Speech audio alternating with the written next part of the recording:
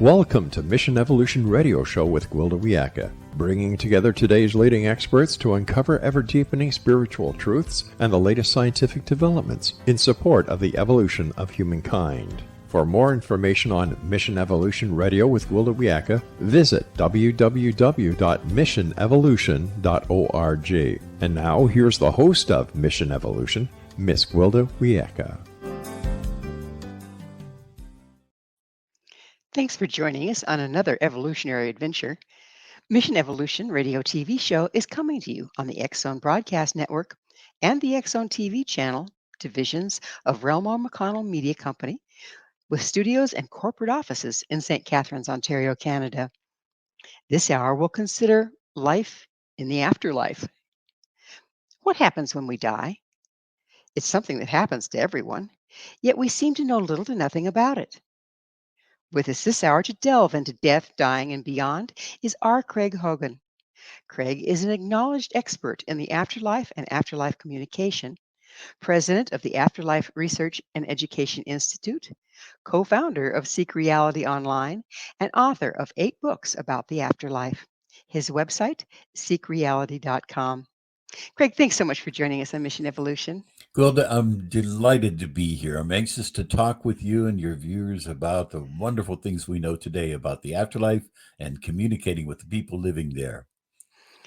It should be fascinating because it's something that we don't commonly know. I mean, it happens to all of us, like we said, but what does that mean? What happens? What happens? So, it happens to the best of us.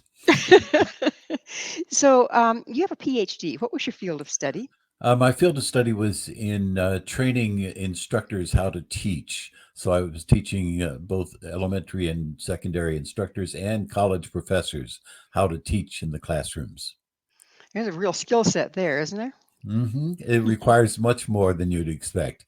And most people don't realize how the intricacies of teaching can be fruitful or they can be miserable. So my job was to teach them how to be fruitful. Fantastic. So how did you go from there to becoming interested in the afterlife? Well, I turned 50, and when I turned 50, I started running into people who were psychics or mediums, and they just kept coming into my life. And so there was something going on there, and I realized it, but I didn't understand what it was. Then someone told me that I have psychic ability. A medium told me that. And she said, well, what I want you to do is I want you to go home, and I want you to hold a deck of cards in your hand face down on your palm. Take one off at a time, holding it face down on the other palm. And if it feels warm, then it's red. If it feels cold, then it's black. Then make different piles. And so I made piles of about 20, 25 cards.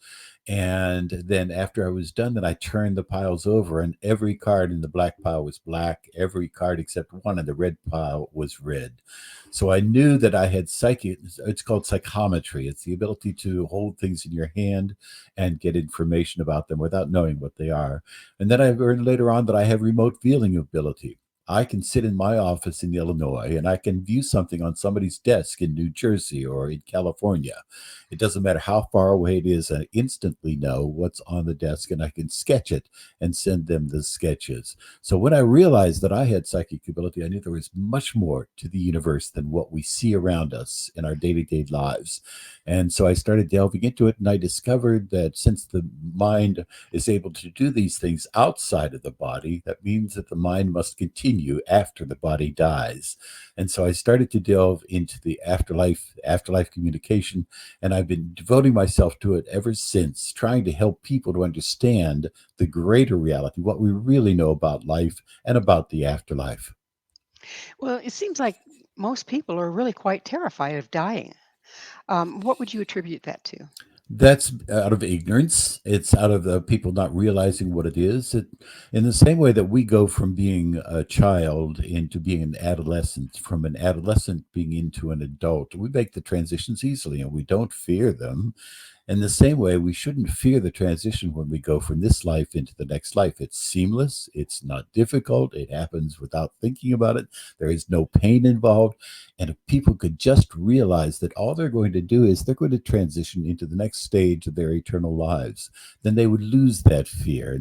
And our job is to help people to understand that, to realize the fact that they will continue after the body dies, and there's no need to fear death. And we can look forward to our reunions with our loved ones and the wonderful lives we'll have in the next life. Do you think that the fear of death actually makes the death process more difficult and traumatic? Yes, and it also makes it more difficult for people when they do make the transition, because when the people make the transition and they get to out of the body and they are still very much alert, they're completely alert. In fact, they're more alert than they were when they were in the body, and so they have it. Some of them have a difficult time understanding what happened to me. Why am I here? What is this place? I'm not in the place that I was before, and so they have a difficult time making the transition. And if people can understand the fact that they'll make the transition, things will be different but more wonderful. Then the transition won't be so difficult for them to make. But some people have a little bit of a difficult time. There are rescuers and their loved ones who come to them when they've made the transition, and they help them to understand what's happened to them. So there are people who will come to them and make a difference in their lives after they've left this life.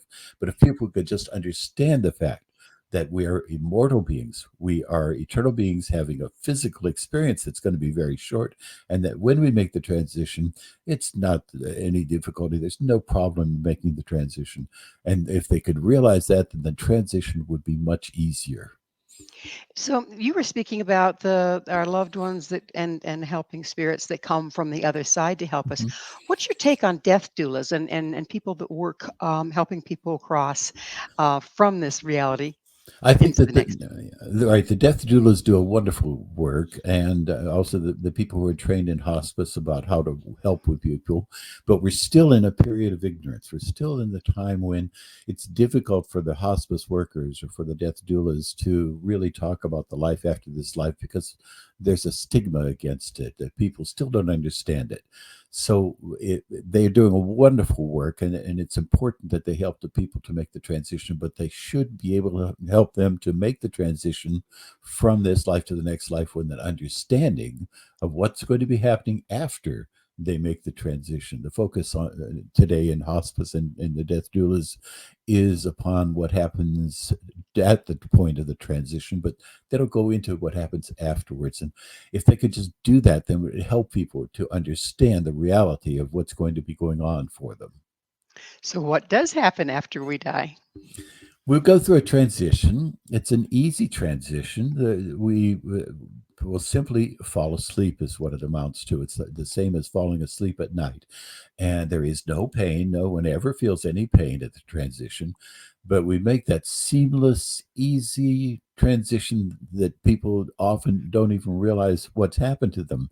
They wake up and they're just on the other side and say, well, the one person is described it from the other side as saying, well, I was there and then I was here, and I have no idea how quickly how that happened, but it just happened easily, and it was something a wonderful experience. And then when they go into the life after this life, when they may wake up in familiar surroundings, like a surroundings of a home that they grew up as a child, or they may then come into a place like a meadow. There's one story about a man who woke up under a tree, and he didn't realize what had gone on, but he got the idea that he was no longer in the earth plane.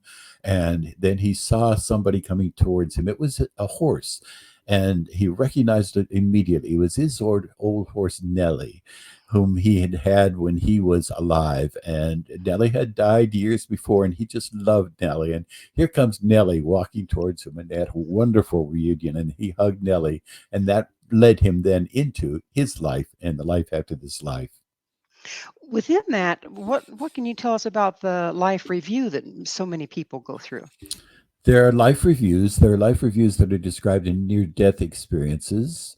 And then there are two life reviews that happen after the person transitions to the next stage of life. Those are three life reviews, and they're all three different. The life review during a near-death experience is intended to teach people so that they can live their lives differently. They have their lives to go back to. They don't. It's only a near-death experience, so that after they come out, then they are changed people. The life review has helped them to see how their what they've done has have affected other people, about how their lives have been lived, and how they could do it differently. So that's one life review. The second is a life review that happens very soon after the person makes the transition to the next life, and it happens, and as it happens, then they see things happening in their life. They see the effects of what happened on other people, and they understand better what they were doing in their life. They grow from it. The purpose is to help them to grow, because we're always continually growing in love and compassion and understanding of who we are in eternity. And then the third life review happens sometime later, and it's an intense life review. In this life review, they become the other person in the interaction, so they feel the same feelings that other person felt. They have all of the same emotions that other person felt, and so they really understand deeply how what they did affected other people. So the third life review is very intense, and it is an emotional period of time, and they go through the major events in their life, and every one of them they learn what happened with other people, learn how to treat people differently, and then they continue through their continuing spiritual growth all the way through the rest of their eternal lives, in which they continue to grow in this way. And that's a valuable lesson from the life review that will make a difference for them in the next life and the lives after that. We're about out of time in this segment, but you make it sound like you're like a dream in a way. But which is the dream, the life we're leaving or the afterlife?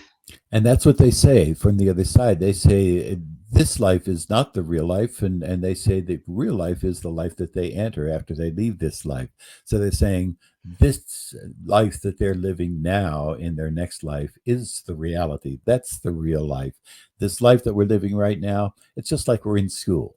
So we're in a kind of an environment that is put together specifically to train us, to help us, but it isn't real life. When we leave school, then we go into real life, and that's the way that they describe it on the other side. So who's they? They are the people who come through. We have now hundreds of thousands or millions of people who have come through from the life after this life to speak to us. They come through mediums. They come through loved ones who have learned how to communicate with their loved ones on the other side. They come through people who have materialized in seances, and people who've come through in interactions with mental mediums. Well, it is that time for that commercial break. Mhm. Craig and I will return very shortly, so don't go away. This is Mission Evolution, www.missionevolution.org. If death isn't the end, what is it? With us this hour discussing life after death is R. Craig Hogan. Craig, we were just getting into how you're gathering some information from the other side through mediumship and various ways. Are you collecting this information in a scientific data way? Yes, we are. We know for a fact that we are communicating with the people living in the life after this life.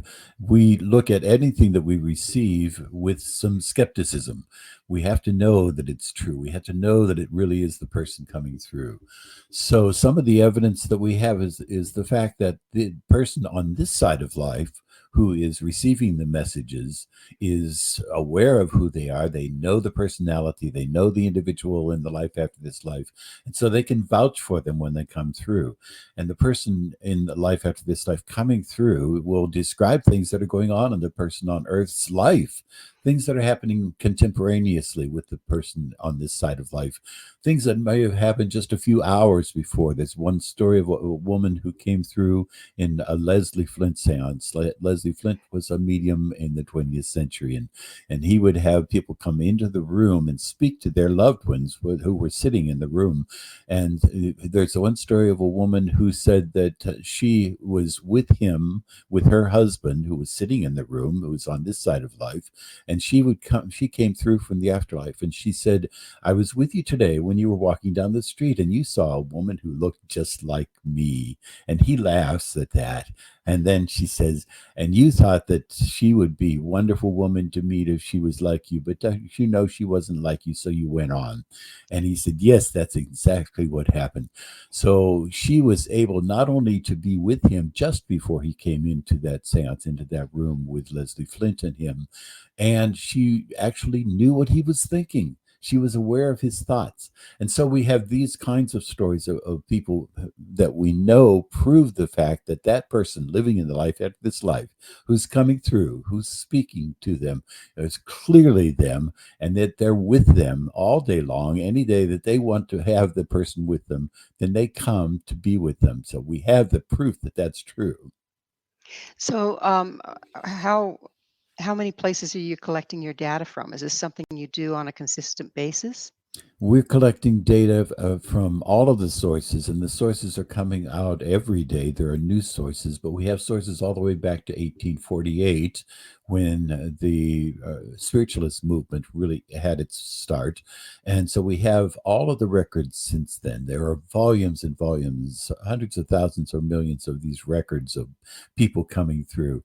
We make sure that they are verified, that these are, in fact, the people who came through because they have come through to loved ones. Once we have the data, we know it's them, then we will use that data. We also look for corroboration. So we not only want to get one person coming through from the life after this life speaking about the life there, but we want that corroborated by others who come through. We want the same thing. If one person says something and nobody else is saying it, then we can't accept that. But when we have repeated from other people, then we know that this is a truth about the life after this life and about our lives and what will happen to us once we leave this life.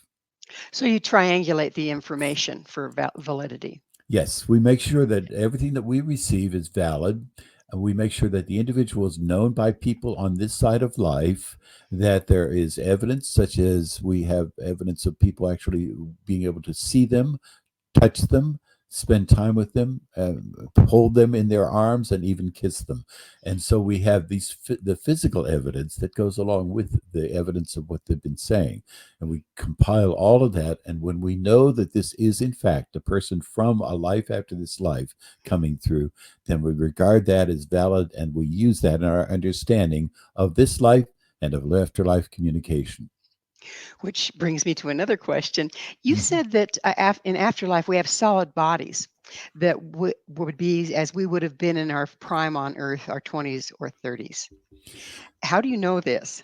We know it because the people come through and they will tell us, they'll describe what their bodies are like in the life after this life. And sometimes there will be images, visions of them when they come through to people on this side. And the visions or images will be of them when they were younger. One person said that, it looked like one of the old pictures of my grandma, that she came through.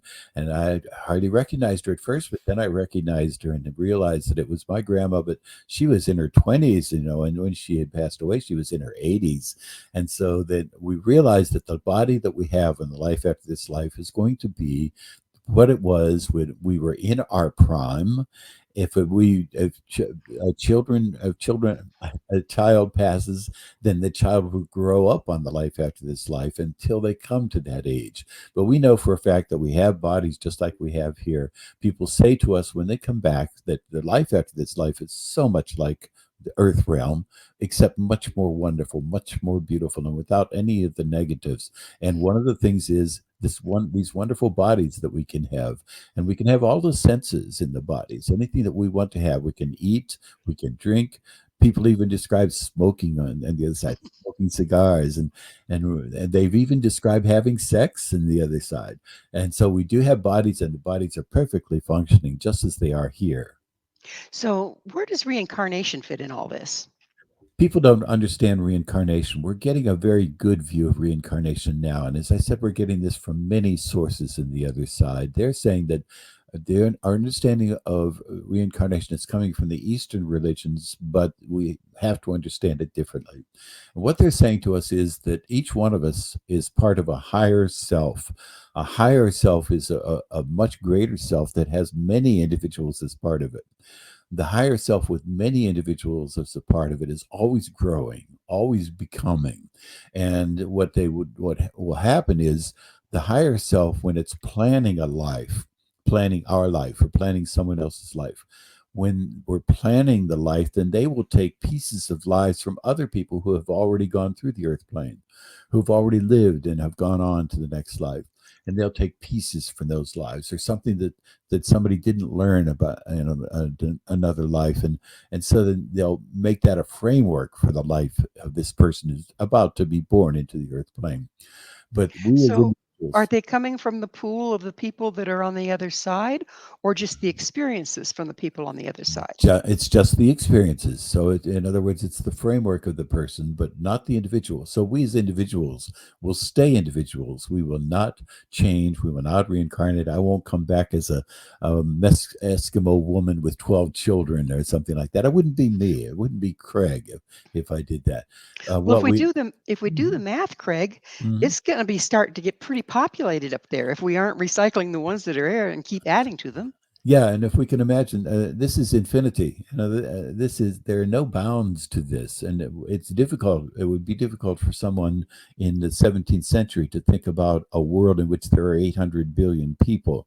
That the or is it 8 billion? It's 8 billion people. But we know that that's true now. We realize that that's a truth. And the same thing is true about the life after this life.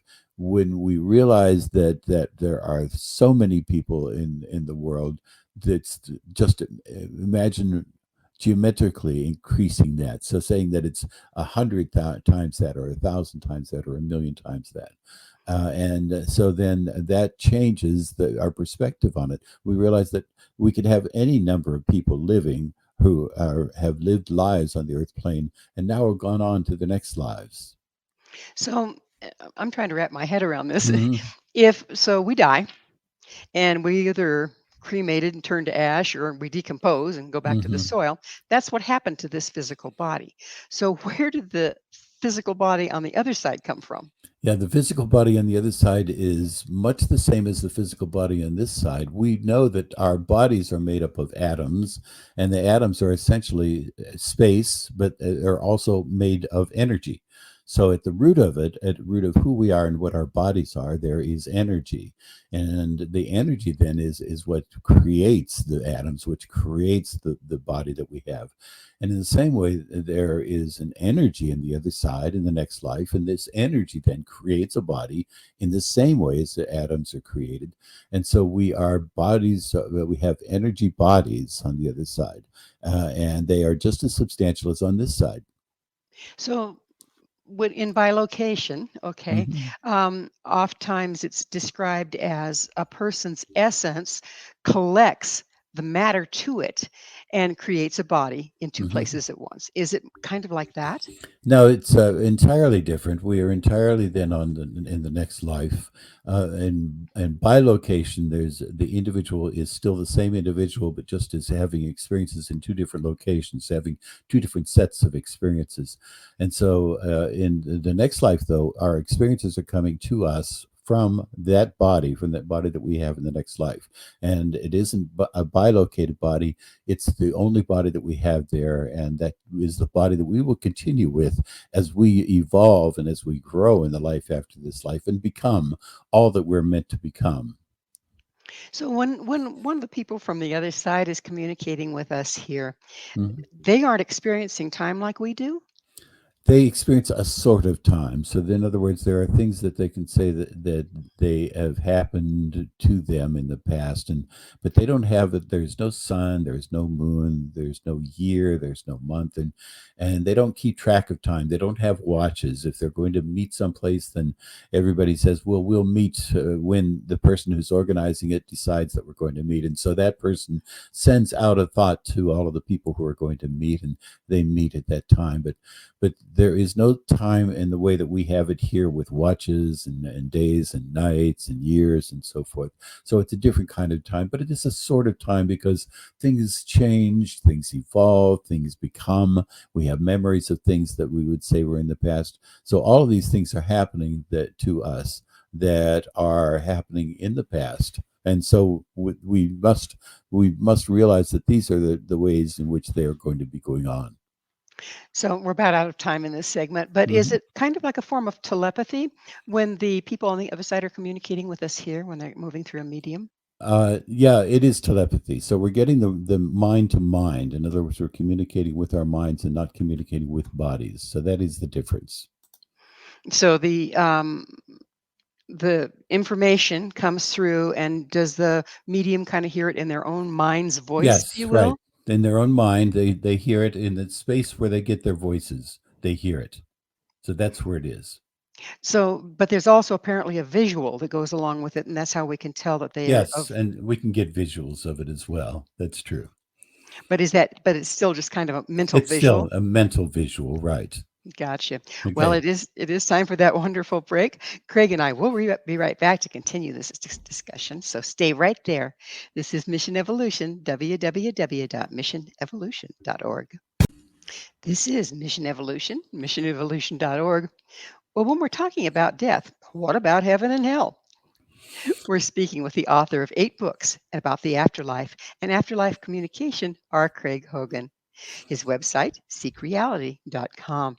So, Craig, what about heaven and hell? Well, those are good questions. And we know traditionally that people believe that there is a heaven and that there is a hell that comes out of primarily the Judeo Christian belief system. There is a heaven of sorts. In other words, we go into the next life, and it's a wonderful life. It's sometimes called Summerland, and also called Level 3. And it's a wonderful life that we'll be living there. And so we could think of that as being like a heaven. But there is no hell. That was a mythology that was developed by the early church. It was developed to keep their parishioners in line. It was borrowed from the pagan belief systems. There is no hell. We receive that message 100% from the other side, that when they come through, they say there is no such place as hell. Don't worry about it. What you're going to be doing is you're going to be going into that place that is much like heaven. It is Summerland. It is a place where you will recuperate, and then you will be with your loved ones, and you can live there as long as you want. What happens when you decide you don't want to live there anymore? Then you can go on to the next level. Oh, there's And levels. there's next level, and you'll continue to grow. So in other words, you'll grow through the levels until you become a celestial being. You become a being of light, but you still retain your individuality. You still stay the individual whom you are. And so then we will go into the next life, and we can live on. We have one in a book called Life in the World Unseen by Anthony Borgia. There's a man that comes through and says that he's been living in Summerland for 1,000 years. And so you can stay there as long as you want with your loved ones. And when you stay there, you may do anything that you want. You may enjoy yourself, and you may grow. People love to grow because they become more loving and compassionate, and therefore they have better relationships with other people. And that's the way that they grow. So when people start walking up the ladder, if you will, into the Mhm. levels, do they get further and further away from contact with this earthly realm? I mean, Yes. does it translate at Yes, it all? does. It does. They get further and further away from it. Actually, they begin they're distancing themselves from the earth realm pretty soon after they go into the next life. When they go into the next life, they may at first want to eat and drink, for instance. They may want to wear the clothes they had when they were on the earth plane. And so then they want that bit familiarity that they have with the earth. But then they pretty well grow out of that. And after a while, then they don't feel the need to eat. There is no need to eat. There's no need to drink. There's no need to sleep. All of these things that carried on from the earth plane gradually fall away. And then over the next millennia that they live in the life after this life, then they'll continue to drop off things about the earth plane. Eventually, they don't need a body at all. So then they will live their lives without a body in perfect communion with all of the other entities, all the other people who are living in the life after this life. So there is a gradual distancing from the earth plane as we live in the life after this life. So I have to ask this one. Hmm. So let's say I'm married and I'm Hmm. widowed, I know what you're going to and ask. then I'm married, and then I'm widowed. Yeah. Okay, when I cross over, who am I Hmm. married to? You may live with anyone that you want to. You may live with both or all of the partners that you Oh, had, that could be kinky. or you may live with none of them. It's up to you. So it's much like on this side of life. You decide who you want to live life with. And on the next life, though, there will be some people who will be disappointed. So that you may want to live with someone, but they don't want to live with you. And so you have free will. You make that choice. And so you don't have to live with them. You may choose to live with one of them, both of them, or none of them in the life after this life. Well, we've all had dealings with unpleasant people, that. Hmm. So what happens when we bump into them? Can we just go, yeah, later? Yeah, Don't want to talk yeah, to you. yeah. Well, you don't bump into them. So if Oh, really? there's someone you would rather not see at all, then you will never see them, and you don't have to ask for it. This is not a request that you make. The things that happen in the life after this life are because of our state of mind. So if we want something to happen or don't want something to happen, then it simply happens just because of that innately inside of us we don't want or we want something to happen.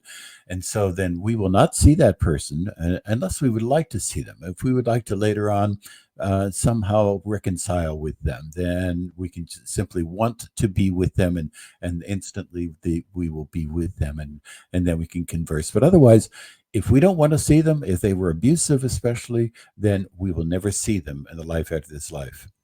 So it sounds like the manifestation that we're somewhat capable of in this life Mhm. is amped up in the next. In other words, our will, our intention create the push pull and what we experience and what we don't. Yes, that's right. So all of the things that we're experiencing here, this they've called this the nursery. So in other words, we're acquiring our personalities here. We're becoming the people who we are. We have our likes and our dislikes, and our affect that we get from the earth plane, and then we carry that into the next life. And then as we're living our lives there, then we make use of that. We have the same attitudes, the same feelings, the same likes and dislikes, and we carry that through, and we then evolve from there into being the people that we will become in the same way that we evolved from being an infant to a child, from a child to an adolescent, from adolescent to an adult. The same way that we evolved and we became different people in each one of those stages will continue to evolve in the life after this life. So it doesn't sound like it gets boring. Never boring. Always experiment. And there are many exciting things that happen there. We can relive experiences that we had in our lives. We can't actually go into the earth life and change it, but we can relive what happened in exciting experiences in our lives. And we can go any place. There are marvelous scenic areas. There are mountains and rivers and oceans and beautiful places to go. There are fields of flowers and flowers that are much larger with more vibrant colors than we can imagine on this side of life, and we can go through any of those experiences, and we can do those with our loved ones, and so we can have parties out there in the meadows of these wonderful fields, and so it's an exciting life, and it never becomes boring. So if we're enjoying these experiences, are we actually creating them like a holodeck? Yes, we're creating them, but when we say that we're actually creating this life as well, we're creating the life that we're in right now. Mhm. But when we say we're creating, it's not creating in the sense of, well, I'd like to have a fudge sundae right now. I we're not going to be creating like that. We're creating because of what we expect to happen. So if we expect to have food in the life after this life, there's just food there. It's just in the location where we live. If we expect to be able to smoke a pipe, there's a pipe there, and we can smoke the pipe in the next life.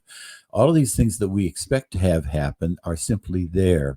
And so we are creating that life with other people, in concert with other people, through our thoughts and our expectations and our desires. But we're doing the same thing here. So this life is a life we co-create. and we create it based on our expectations and what has gone on before us. All of the people who've gone on before us have created this, so we have the expectation that life is going to be of a particular way now, and so it is that way. There are houses, and the houses stay there because we expect them to be there. So we are creating this reality together, and in the same way, we will create the reality on the next plane of life. And there are millions of realities, millions of groups of people who are living together, who are living in their own special realities. So if we're going someplace, right? Hmm. So we leave this life and we Yeah. go to another one, and it's an Hmm. actual place. Hmm. Where is it? Well, it's a different vibration. It's a different focus. So, in the same way that if we were standing in the middle of a field and when we looked one direction and we saw sunsets, and we looked another direction and we saw a mountain, and all we're doing is changing focus. We're in the same spot. We're not moving, but we're just changing focus. In the same way, we change focus when we go to life after this life, so that we have that focus then on, and everybody shares that focus. So we're all in the same mental focus in the life after this life. And we can do some of that now. We can actually go into our meditations, and we can go into seances, and we can have experiences of some of the things that happen in these other lives and in these other places. So we can do a little of that now, but when we go into the life after this life, we will be co-creating our reality with the other people who are of like mind, the people who are similar to us. If we were Eskimos, then we will come into the next life, and we will realize we will have environments that we understand, that are like the environments we had on the earth plane. Or if we lived in the Sahara Desert, then we will enter into a life like that in the next life. But it's not because we're asking for it. It simply happens because we expect it. We want life to be like this. So do we then evolve beyond the limiting environment that we wake up in, if you will? Yes, then eventually, then we will evolve out of that. We will spend our time in there as long as we want to, and we can change that environment. We can decide we want to live someplace else, but then we will evolve to the point where we don't need that Earth-like environment anymore. We will evolve into a life in which we have more of a mental life with each other. So there's a lot of traditions and personal experience, quite frankly, where Hmm. their helping spirits have come from the other side, and they were alive at one point in this reality, like grandma comes to help or whatever. Hmm. How does that operate, and what happens when they get ready to evolve? Yeah, and people are always evolving, and one of the things that they're doing when they're evolving in the next life is they're able to come back and help people on this life. So that's part of their evolution. It's part of their growth. In the same way that we had growth on this side of life, they're growing, and one of the things that some of them will do is grow by helping people on this side. So they might come down, and might spend time with people, and they might help them when they make the transition to the next life. And it can be a loved one. So it can be grandma who's taken on the role of helping us. All of the people in the life after this life are continually communicating with us. They're continually helping us. We just don't realize that that's true, but they are continually helping. And so when they come into the life from the life after this life into this life, then they can choose to spend time working with an individual, a family member, a young child who is becoming adept or becoming a prodigy, and they will come in and they will work with them and help them. But it's part of their growth, and it's part of becoming the person who they spiritually will become in their eternal lives. So they're kind of like doulas of their own, aren't they? Doulas of their own. That's Hmm. that's a good analogy, because of the fact that you do experience these things with the person on this side of life. So, a musician who has found a child who seems to have some abilities may come from the life after this life and help the child on this life to acquire the abilities to become adept at being able to use an instrument, or being able to to create a symphony, or helping other people on this side. So You see, they it's that magic moment. I'm sorry to interrupt, yeah. but we Mhm. have to take another station break. Mhm. We will continue to explore death, dying, and beyond. So stay with us. This is Mission Evolution, www.missionevolution.org. This is Mission Evolution, missionevolution.org. According to Ben Franklin, nothing is certain except death and taxes. Was he half wrong? We're continuing our discussion with R. Craig Hogan. Craig, when we're living in this life, Hmm. and there are many of us that try to continue to evolve, and that's what this program is about, right? Is Hmm. tools to continue to evolve. Is there a, a, an ascension that can happen where you evolve beyond this life without physically dying? No, there isn't such an ascension. I know that some of the religions have suggested that that's true, but there is, as far as we know, no ascension from this life into another life. But one of the things that does not happen is that we don't take our bodies with us. So, in other words, we're going to leave our bodies behind. We won't ascend using these bodies. What will happen is when the body stops functioning, then we will transition into the next life as a change of focus, and then there we will take on the environment of the next life, the body in the next life, and all of the other things having to do with it, and we will leave behind everything having to do with this life. So there wasn't an ascension as such, but then we go on to the next life with as the person whom we are, with all of the loves and attitudes and personality and memories that we had. And so, in that way, we do ascend as we are, but only with our minds, not our bodies. So, what about the archangels, that sort of thing? Where do they fit in here? When we think of archangels, we think about beings that have wings and are very masculine and very feminine in their looking, and those are outgrowths of the religions. They believed that the heaven was in the clouds; it was in the air, and so you had to have wings if you're going to get around in the air. And so they added wings. But the people who are angels or archangels and helpers and guides, all of these people are very much, if we see them, if we have a vision of them, they're going to look just like other people. So they're going to be individuals.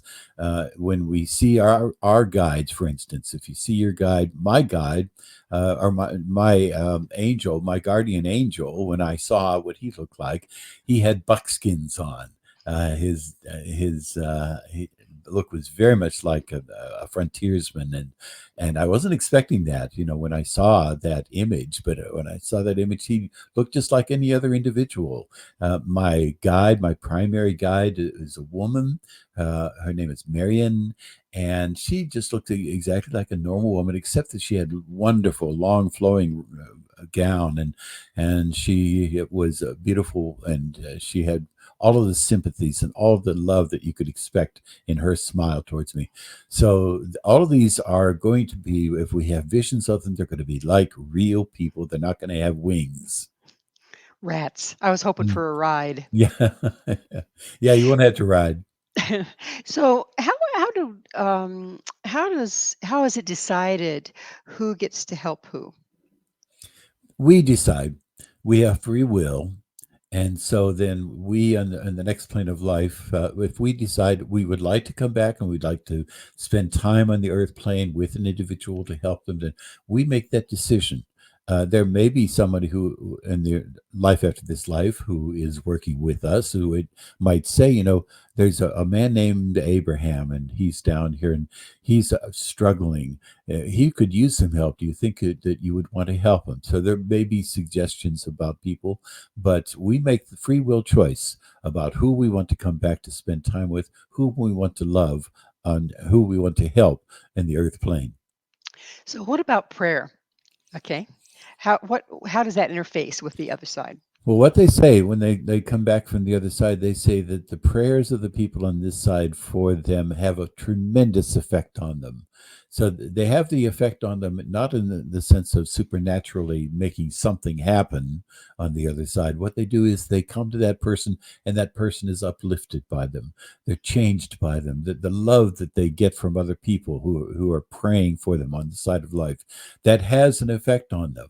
And so then they want to receive those prayers. They want to receive communication from us in any form that we can send it. So if we just talk to the person we love who's living in the life after this life, then they will get our words. They will get our prayers. They'll get our feelings and our sensations because they are one with us. So they will get things in a telepathic way, in a sensual way, in a way that we can't imagine here, but they will get them. And so they're anxious for us to communicate and for us to send prayers in their direction. You mentioned some things that events that we can expect to have happen when we're getting ready to transition. We're alive, living our life, but then something Mhm. starts to change. Would you mind describing that for us? Sure. For people who are in bed, who are bedridden, who are going to be passing from a deathbed, then there will be visions that people will receive, and this is predominant. Most people receive them, and the visions are of loved ones who are living in the life after this life, who've already made the transition, and they're coming back to help the person who's bedridden, who's on their deathbed, to make that transition, to take them into the next life. And so you'll hear stories from hospice workers about someone who is continually looking up in a corner of the room and raising their hand and talking. People who are about to make the transition will talk to people living in the life of this life. And the people who are in the room with them don't understand. They think they're hallucinating, but they're not. They're seeing that person. They're coming back to help them, and then they help them to make the transition. They help them to go over from this life into the next life. There's been reports that I've run across of hospice workers and others that are in the room with a person that's getting ready to transition, but Mhm. actually see the Yes. ones that come to help. What's going on there? Yeah, there's a phenomenon called a shared death experience, and actually, Dr. Raymond Moody, who penned the book Life After Life, in which he coined the term near death experience, and he wrote a later book in which he describes shared death experiences. And in shared death experiences, the people in the room actually share that what's going on with the person who is making the transition. One person described being caught up as he was with that person. He was feeling like mentally he was caught up with the person, and he actually rose with him out of the room, and then he had to come back, but he had that experience. Another experience in which the people in the room, there was as the person made the transition, there was a brilliant flash of light, and everybody saw it and everybody remarked about it when the person made the transition. It is a sacred time. It is a holy time when we're being born into the life after this life. It's a wonderful time. And so then people in the room with the person may have profound experiences of that person's crossing.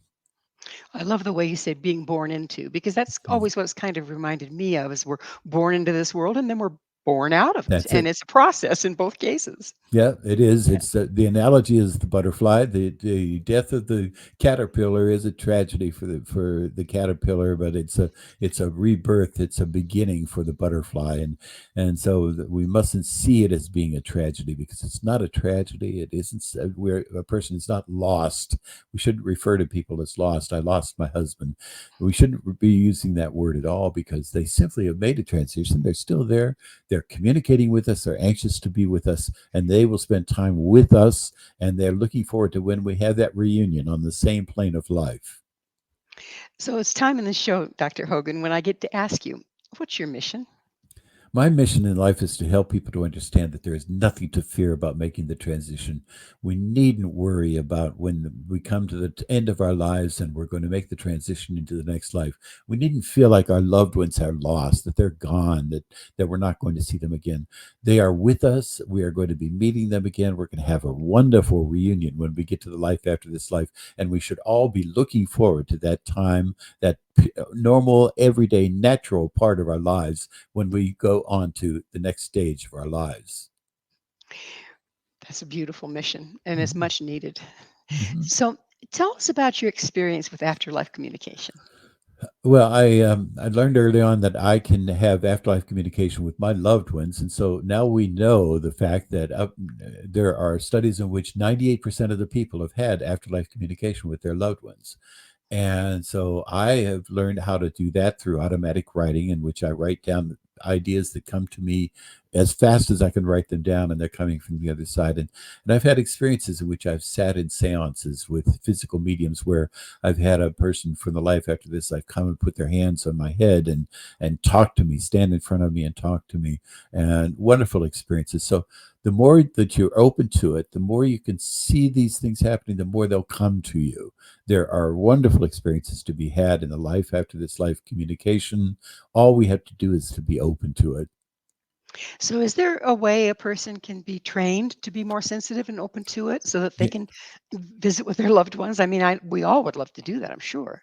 Yes, in fact, we have developed a protocol at seekreality.com. Seekreality.com has a protocol in which we train people how to have their own afterlife communications. It's free, it's online. People just sit down and go through the training, and they will become more sensitive. They will become more understanding and be able to receive these messages that are coming to them all the time from loved ones living in life after this life. It's something that can be trained. Psychotherapists are putting people into a state of mind to have this experience, and they're having their communications, and mental mediums are available, and they can be given readings over the phone, and we train people in how to do it themselves. So there are many opportunities for people to communicate with their loved ones living in the next life. Mm.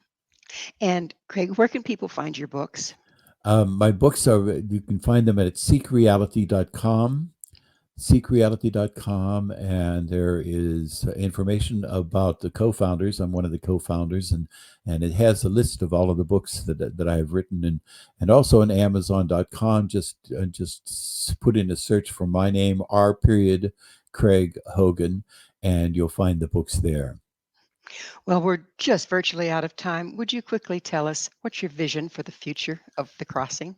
Yes, we look forward to the time when everyone realizes that we are eternal beings having having a physical experience, and that we will continue after this life, and it becomes commonplace, and people talk about it openly. They talk about the breakfast table. It's a common thing for people to realize, and that's the mission. That's the vision for what life can be like. Well, we are out of time. Craig, thank you so much for coming on the show and sharing your wisdom. Thank you. I've enjoyed it. Our guest this hour has been R. Craig Hogan. He's president of the Afterlife Research and Education Institute and author of 8 books about the afterlife and afterlife communication. To find out more about Craig and all he has to offer, visit his website, seekreality.com. This has been Mission Evolution with Gwilda Wiyaka. For more information or to enjoy past archived episodes, visit www.missionevolution.org. But please be sure to join us right here next time as this mission continues, bringing information, resources, and support to a rapidly evolving world.